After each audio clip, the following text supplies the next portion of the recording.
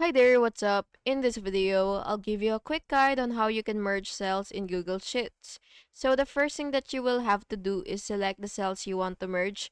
So for example, these cells right here, this one and this one and this one.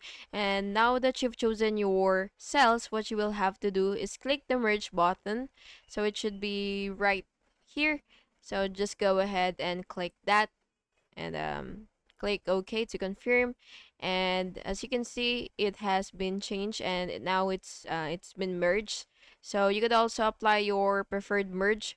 So go ahead and click this button right here, this drop down menu. So just go ahead and either click merge all, merge vertically, unmerge. So it really depends on you. If you want to unmerge your cells, just go ahead and click unmerge. And yeah, by the way, merging will keep only the upper left cell value and remove the rest if they have text. And that's how you merge cells in Google Sheets. And I hope this video helped. And if it did, please make sure to like and subscribe for more videos like this. Thank you and have an awesome day.